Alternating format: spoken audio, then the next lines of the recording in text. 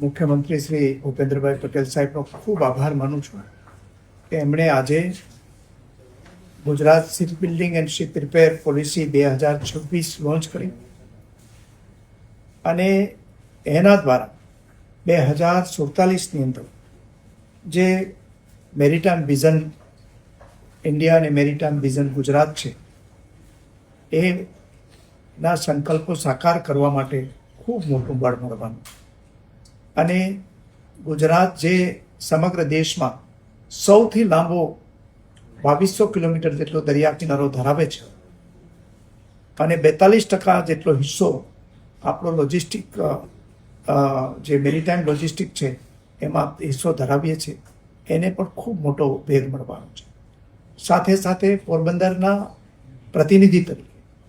હું માનનીય મુખ્યમંત્રી શ્રી ભૂપેન્દ્રભાઈ પટેલનો એટલા માટે આભાર માનું છું કે એમણે જે પોરબંદર પાસે ઉછળી પાસે મેગા શિપ બિલ્ડિંગ પાર્ક અને શિપ બિલ્ડિંગ રિપેર ફેસિલિટી માટેની સૈદ્ધાંતિક મંજૂરી પણ આપી અને આ મંજૂરીથી પોરબંદરની અંદર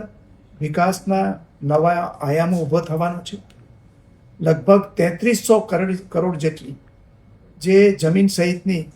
મેરીટાઈમ ફેસિલિટી ત્યાં ઊભી થશે, જેના ઉપર બહારના શિપ બિલ્ડરો આવી અને પોતાનું મૂડી રોકાણ અલગથી કરવા. આ રીતે 3300 કરોડ રૂપિયા જેટલી જે મરીન ફેસિલિટી ઊભી થશે અને ઉપરાંત જે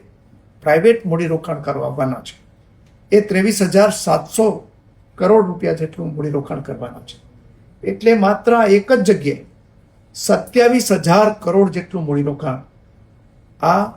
ship building mega ship building park છે એની અંદર થવાનું છે અને એને કારણે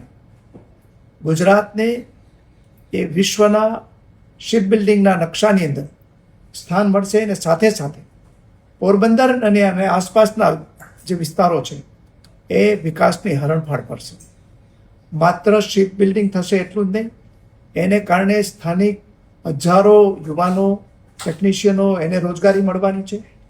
અને શિપ બિલ્ડિંગ આધારિત જે MSME નાના જે ઉદ્યોગો છે એનું પણ ત્યાં મોટો વિકાસ થવાનો છે અને એને કારણે માત્ર પોરબંદર નહીં પરંતુ ગુજરાતની અંદર પણ આપણી જે ગ્રોસ ડોમેસ્ટિક પ્રોડક્ટ છે GSDP છે એની અંદર પણ ખૂબ વધારો થવાનો છે